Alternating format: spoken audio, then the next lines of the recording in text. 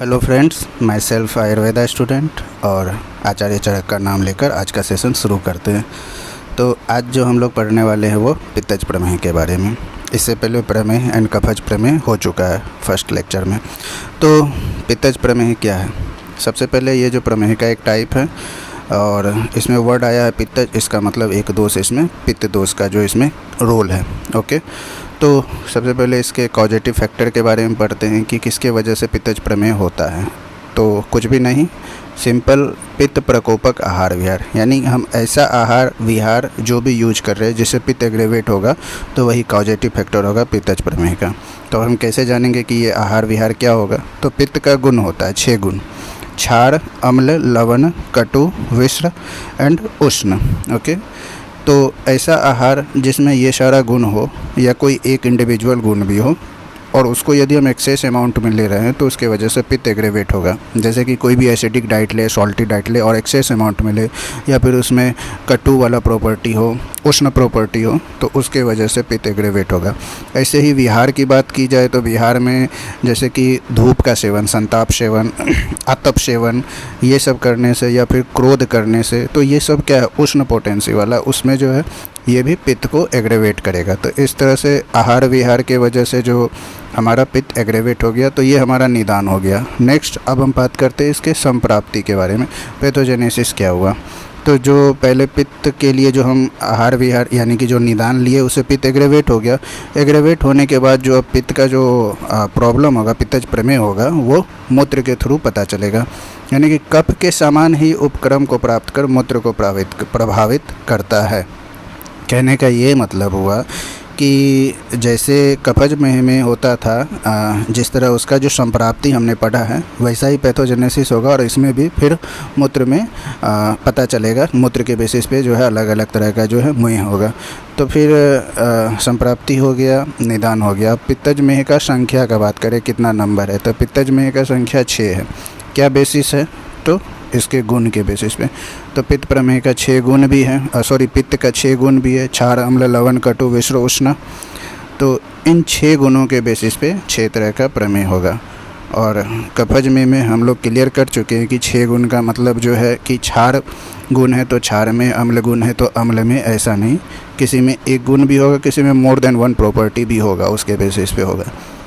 तो अब सबसे पहले 6 में हो गया तो 6 के बारे में क्लियर कर ले रहे हैं। तो सबसे पहला जो वर्ड आता है ना सब में, क्षार, काल, नील, रक्त, मंजिष्ठ एंड हरिद्र, इसके बेसिस पे ही जो है मेह को क्लियर कट करके जान करके और याद भी कर सकते हैं।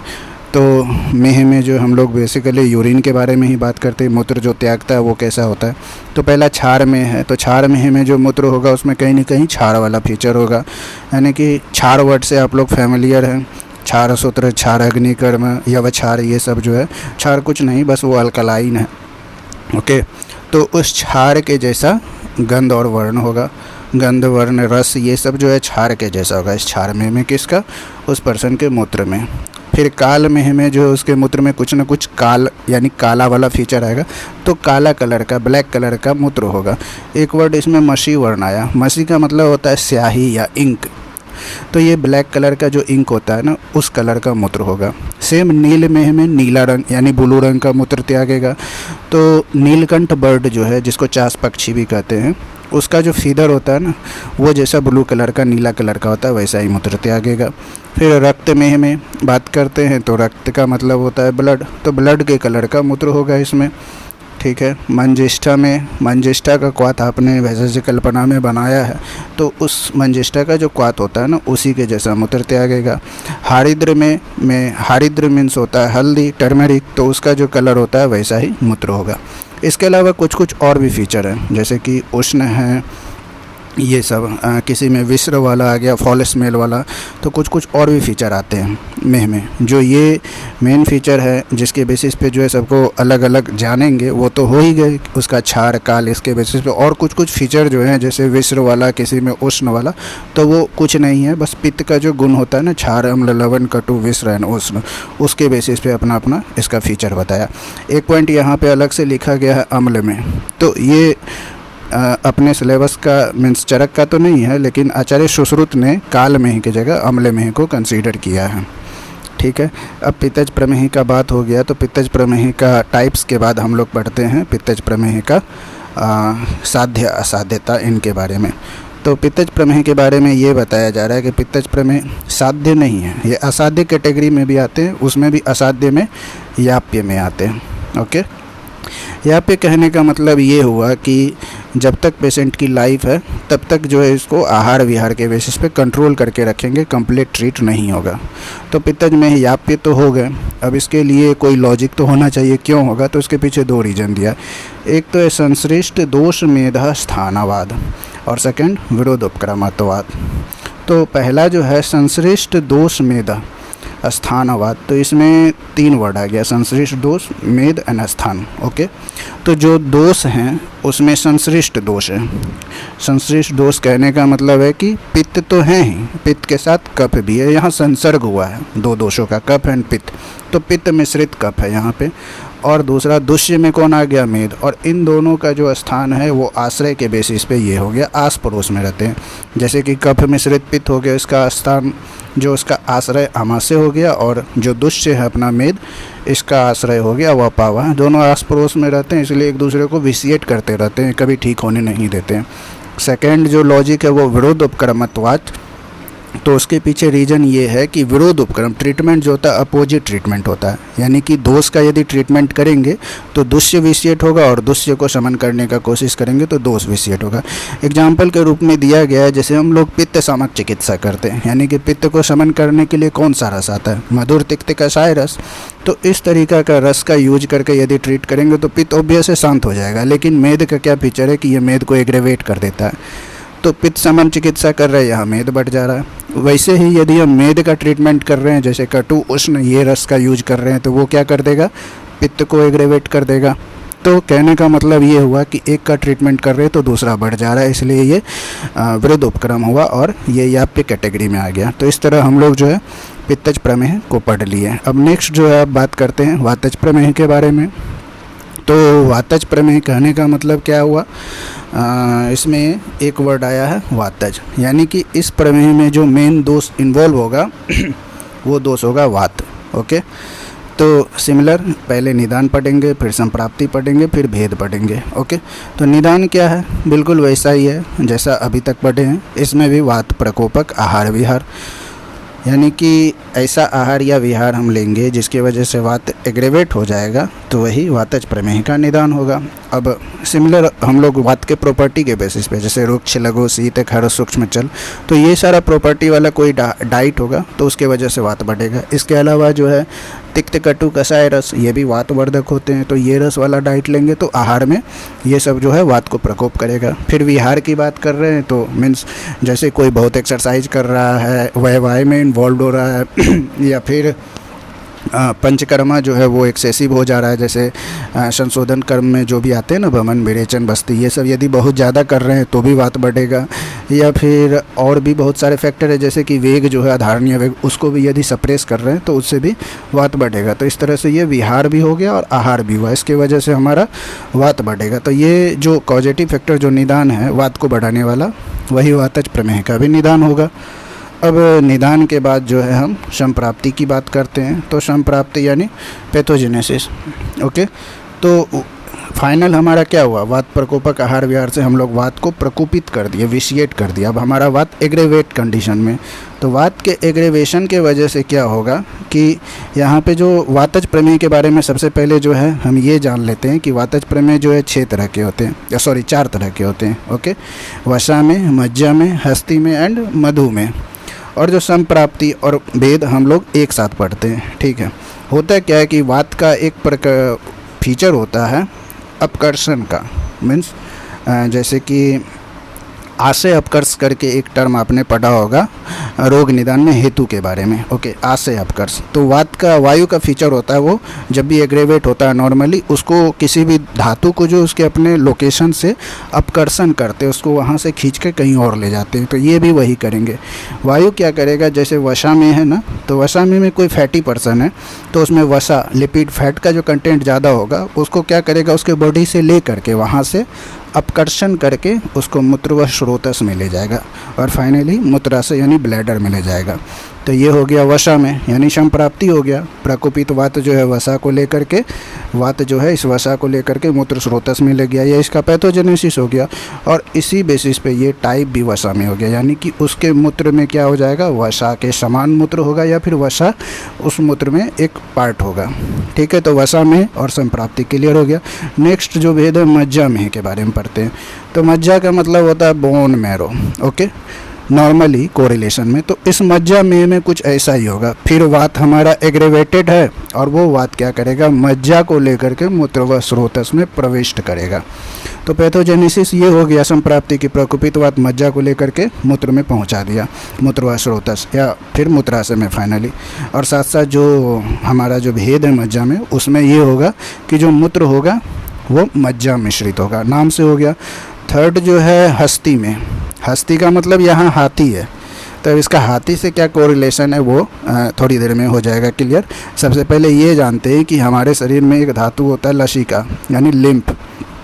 ये क्या करता है, प्रकोपित वायु उस लसिका को हमारे बॉडी से लेकर के फिर मूत्र वह स्रोतस में अपने प्रॉपर्टी अपकर्षण के कारण वहाँ पर ले जाकर के फिर प्रवेश कराएगा और फिर मूत्राशय में पहुँचाएगा। इस लसिका का ये फीचर होता है जिसके वजह से कि मूत्र जो है कोई भी पर्सन जो है एक बार में यूरिन रिलीज नहीं कर पाएगा, वो भी अपने प्रॉपर वेग के साथ। तो वो क्या करेगा, थोड़ा थोड़ा वेग रिलीज करेगा। और ये जो फीचर होता है ना, ये फीचर हाथी का भी होता है। हाथी जो यूरिन रिलीज करते हैं वो एक बार में हाथी नहीं यूरिन रिलीज कर देंगे जैसे नॉर्मल करते, वो मंद मंद गति से यूरिन रिलीज करेंगे और अधिक अमाउंट में करेंगे, बहुत करते थोड़ा थोड़ा करके। तो बिल्कुल वैसा ही लक्षण उस पर्सन में आ जाता है, इसलिए इसको हस्ती में कहे, हस्ती मीन्स हाथी। ओके, नेक्स्ट मधुमेह, ये वर्ड बहुत पॉपुलर है खास करके डायबिटीज़ के सेंस में। डायबिटीज़ में प्रमेह, मधुमेह ऐसे ही जानते हैं लोग। तो मधुमेह से क्या समझ में आता है कि इसका संप्राप्ति देखते हैं और रोग भी देखते हैं, भेद भी। तो संप्राप्ति में जब क्या है कि ओज को जो है मूत्र व स्रोतस में प्रविष्ट करा दिया तो मधुमेह होता है, यानी कि वायु अपना एग्रेवेटेड वायु है। पैथोजेनेसिस जो है संप्राप्ति में वही कि वायु प्रकोपित है, ओज को लेगा और मूत्र व स्रोतस में प्रविष्ट कराएगा, ये संप्राप्ति हुआ। अब जो ओज मूत्र व स्रोतस में आ गया, यानी कि मूत्र में वो ओज आने से पता चल जाएगा मधुमेह। तो मूत्र में ओज कैसे पता करेंगे, तो ओज का फीचर होता है मधुर। ओके, मधुर स्वभाव का होता है। तो मधुर स्वभाव होने की वजह से इस मेह को मधुमेह कहते हैं, एक बात। दूसरा है कि मधुर स्वभाव होने की वजह से मेह तो मधुमेह हो गया और यूरिन से जो है हमारा ओज भी जो है यूरिन के थ्रू हमारा जा रहा है, और हमारा ओज का कम कोरिलेशन किससे कर रहे हैं, इम्यूनिटी से। तो इनडायरेक्टली क्या हो रहा है कि हमारा बॉडी से इम्यूनिटी लॉस हो रहा है। इसीलिए अभी जो खास करके कोरोना पेंडेमिक में जो है डायबिटीज़ पेशेंट के बारे में कहा जाता है कि वो बहुत कम टॉलरेट कर पाते हैं इस वायरस के लिए, वो उसके पीछे यही लॉजिक है, क्योंकि मधुमेह के केस में उसका ऑलरेडी इम्यूनिटी लॉस हो रहा है और साथ साथ जो है उसमें और ये वायरस भी अटैक कर रहा है, तो इसीलिए वो वहाँ पे सरवाइव नहीं कर पाते ढंग से।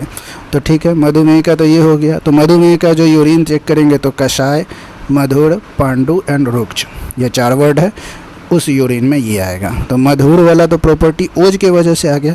बच्चा जो ये कषाय रुक्ष वाला प्रॉपर्टी है वायु का प्रॉपर्टी होता है, वायु ही उसको अपकर्षण करके लाता है ना, इसलिए ये चारों फीचर आ गया। इस तरीके से जो हमारा संप्राप्ति और 4 भेद हो गया। अब सीधे एक बार जो क्विक में देख लेते हैं। वसा में वसा आएगा यूरिन में, मज्जा में यूरिन में मज्जा आएगा, हस्ती में यूरिन में लसिका आएगा, लिम्फ। लेकिन वो हाथी की तरह मंद गति से और बहुत यूरिन रिलीज करेगा, इसलिए हस्ती में। और मधुमेह में यूरिन में ओ जाएगा, मधुर गुण के कारण इसको मधुमेह कह दिए। ठीक है, नेक्स्ट जो है अब इसके बारे में एक और पॉइंट देख ले कि ये साध्य है या असाध्य।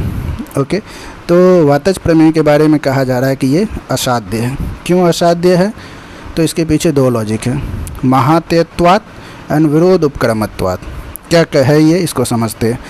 तो महातेयत्वात् का मतलब होता है कि महाविनाशकारी। क्यों है वो ऐसे समझते हैं। वायु का क्या फीचर है, वायु का फीचर है अपकर्षण, धातु को छीन करना, धातु को उसके स्थान से लेकर के कहीं भी पहुंचा देता है। यानी कि इसका जैसे कि मज्जा अपने मैरों में है धातु, और उस मैरों में से, बोन मैरों में से उस मैरों को खींच करके वो यूरिन में ले आया, तो उस जगह से निकाला और बॉडी से बाहर निकाल दिया, तो क्या हुआ, धातु का क्षय हो रहा है। तो धातु हमारा लॉस हो रहा है हमारे बॉडी से वायु के वजह से, तो ये विनाशकारी है। और जिस स्पीड में धातु का क्षय हो रहा है, कोई भी मेडिसिन उस स्पीड में धातु को एग्रेवेट नहीं कर पाता, इसीलिए ये असाध्य के कैटेगरी में आता है। सेकेंड, विरोध उपक्रमत्वात्। विरोध उपक्रम क्यों हो रहा है, अपोजिट ट्रीटमेंट, क्योंकि यहाँ पे जो है दोष है वात और दुष्य है मेद। ओके, यदि हम वात को समन करने का ट्रीटमेंट करते हैं, यानी वात समक द्रव्य या औषध लेंगे तो वो मेद को बढ़ा देता है, और वहीं पे मेद को समन करने का ट्रीटमेंट लेंगे तो वो वात को बढ़ा देगा। तो इसलिए ये अपोजिट ट्रीटमेंट होने की वजह से जो है ये विरोध उपक्रम कहते हैं, और ये कंप्लीट ट्रीटेबल नहीं है, इसलिए वातज प्रमेह क्या है, असाध्य है।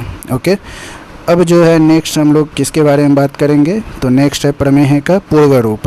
ओके, तो प्रमेह का पूर्व रूप तो आप जानते हैं कि कोई भी डिजीज होने से पहले जो डिजीज़ का जो अनमैनिफेस्टेड कंडीशन में जो भी सिम्टम्स आता है वो पूर्व रूप में आता है। तो उसमें बहुत सारा बात है, जैसे कि जटिली भावम केशिंसु माधुर्यम आशयस्य निद्रा तंद्रा च सर्वकालमिति।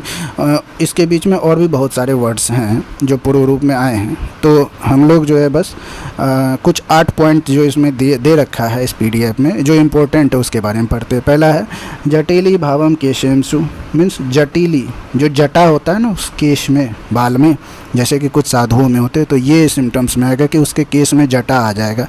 दूसरा है माधुर्यम आशयस्य, मीन्स आशय जो होता है हमारा माउथ ओरल कैविटी, उसमें जो स्वीटनेस जैसा जो है ना उसमें फ्लेवर आएगा, मीठा मीठा उसको टेस्ट आता रहता है, इसीलिए मुख माधुर्य, सेकेंड फीचर। थर्ड है कर पादयो सुप्तता दाहो। कर मीन्स होता है हैंड, पाद मीन्स होता है फुट, यानी हाथ और पैर में क्या होता है, सुप्तता, नंबनेस वाला, और साथ साथ जो दाह, बर्निंग सेंसेशन, ये भी फीचर आएगा, हाथ पैर में दाह में शून्यता। उसके अलावा और भी क्या पूर्व रूप होगा कि आलस्य आएगा, उस पर्सन में बहुत लेजीनेस फील करेगा। नेक्स्ट क्या होगा, काया छिद्र देशोपदेहम। जो काया मीन्स होता है बॉडी, बॉडी का जो छिद्र है ना, जो पोर्स है, उसमें क्या होगा, ऐसा रहेगा कि मल से लिप्त रहेगा, मल से लिप्त रहेगा। ये एक और लक्षण आ गया इसमें पूर्व रूप में। नेक्स्ट क्या है, षट्पद पिपलिका, शरीर मूत्र अभिसरणम, मीन्स शरीर एंड मूत्र, इसमें किसका अभिसरण होता है, मूवमेंट होता है पिपलिका का, जो चींटियाँ होती है ना वो जो है शरीर और मूत्र में होता है। ये क्यों आता है, क्योंकि उसके यूरिन में शुगर कंटेंट होता है, और चींटियाँ जो है खास करके शुगर की तरफ जाती है शायद इसलिए।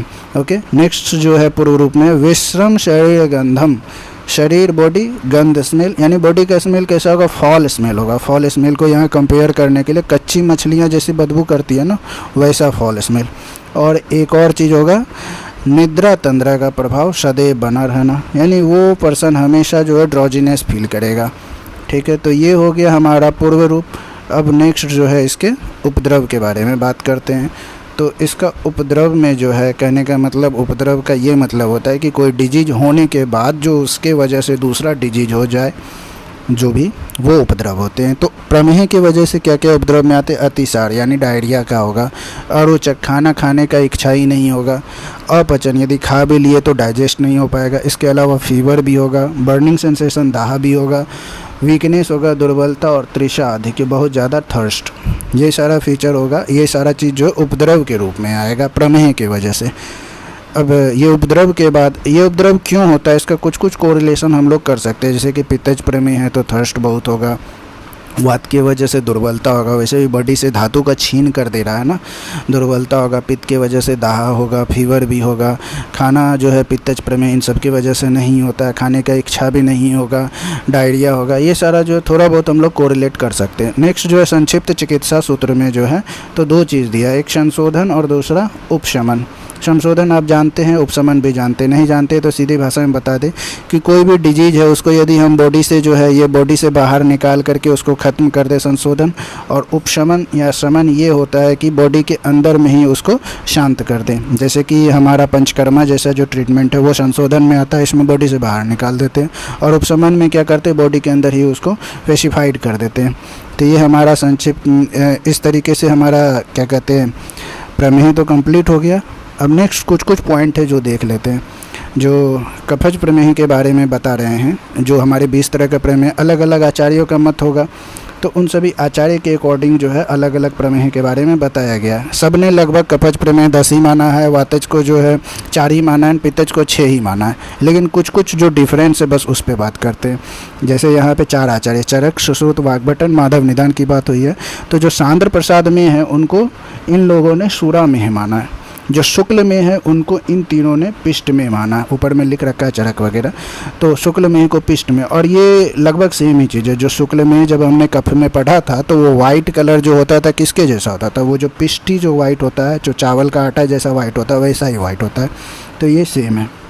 नेक्स्ट जो हम लोग देख रहे हैं इसमें जो है और सभी तो सब ने सेम माना है, लेकिन 2 जो में है चरक एंड सुश्रुत के बीच में, तो उसमें जो है आचार्य चरक ने शीत में माना है और अलाल में माना है, जबकि इन दोनों की जगह सुश्रुत ने लवन में एंड फेन में माना है। और इन दोनों का जो लक्षण है वो एक जैसा नहीं है, अलग अलग है, इसलिए यहाँ पे इनके जगह पे ये डैश दे रखा है। ओके, नेक्स्ट जो है वातज एंड पित्तज के बारे में भी थोड़ा देख ले।